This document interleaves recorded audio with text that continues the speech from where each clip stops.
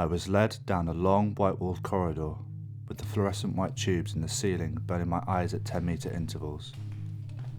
The rigid edge of the brace dug into my neck as I twisted to see more of the blank walls.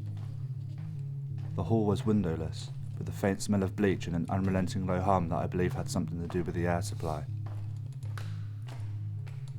It was difficult to tell without reference where exactly I was in the ministry, the slight chill in the air alluding to both elevation and burial.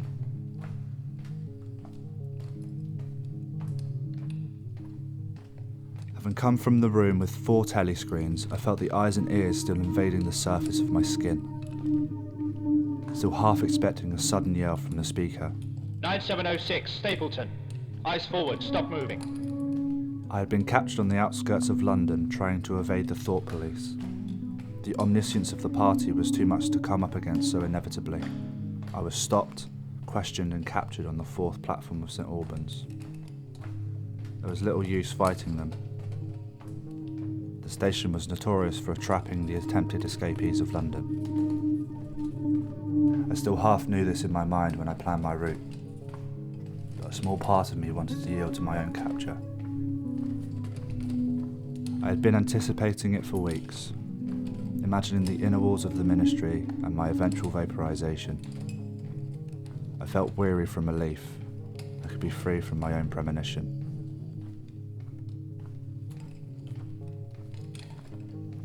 The stretcher wheels squeaked and moaned as we turned to right through the final double doors and into the room.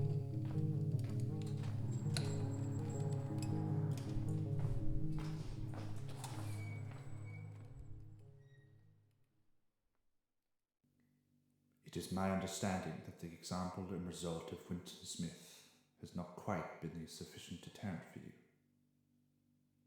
You have committed the ultimate thought crime against the party. We shall cure you, just as my father cured Winston. You are mentally deranged.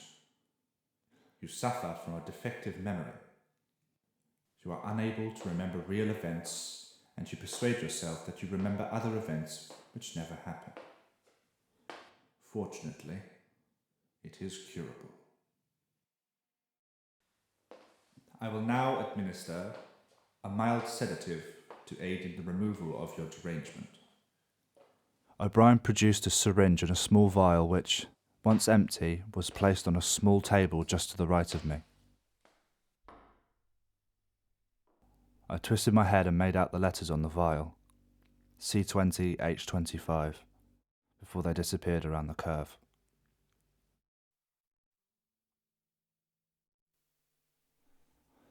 I felt my arms slowly numbing and the muscles in my legs tense slightly. You will succumb to the party.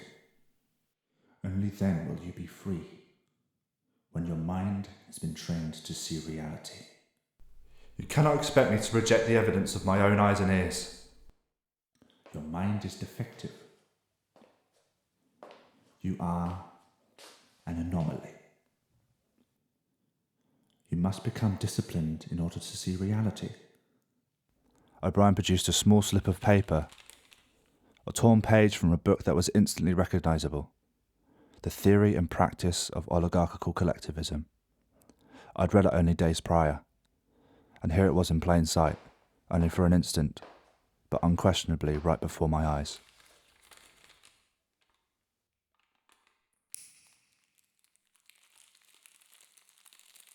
There. Turned to dust.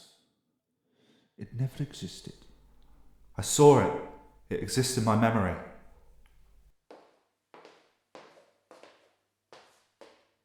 Really? I don't remember it. It is your opinion that the past has real existence. It is not tangible. I do not remember your past. These were simply self-inflicted delusions. Where does the past exist? We, the party, control all records, and we control all memories. You are a minority of one that has failed in the act of self-discipline. Only the disciplined mind can see reality. It was Goldstein's book. I saw it. I do not remember it. There is no record of it. We, the party, control all records.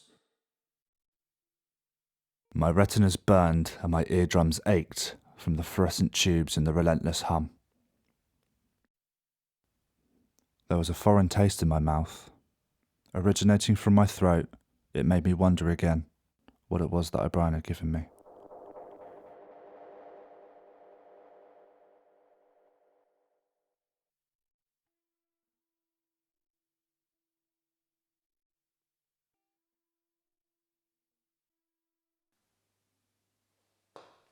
O'Brien approached for a second time. He who controls the past controls the future. He who controls the present controls the past. You are my keeping. I have watched over you, but now the turning point has come. I shall save you. I shall make you perfect. Is it real? Who? The Brotherhood. There is no such thing. The Brotherhood was fabricated in the minds of individuals foolishly trying to undermine the party. But there is no use.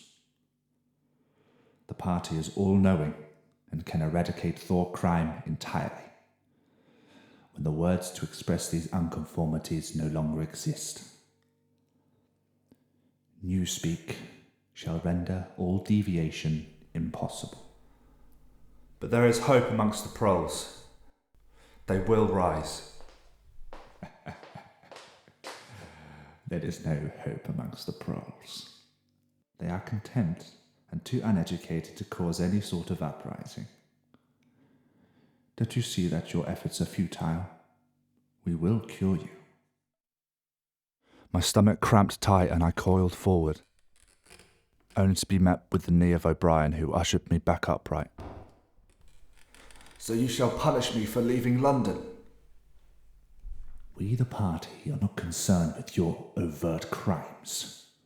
We are concerned with thoughts, and we will tame your mind's illusions. My grip on reality was loosening. I tried to writhe in the chair, but the cuffs held me in place. Give in, Wesley. The room whirled and the lights pulsed and buzzed. My tongue felt heavy and the metallic taste continued to invade my mouth. Spare me this, O'Brien. Just go ahead and kill me. The aim of the party is not to kill you, dear boy. What would be the use in that? For you to become a martyr? There are no martyrdoms in this place. You shall be cured. Killing you would only perpetuate your deluded ideas to others. Make it end, O'Brien. I can't take it anymore. The sedation is a minuscule reminder of the power we possess. A speck of dust in the barrel of an artillery gun. I felt a lead weight on my chest and the candles lit behind my ears.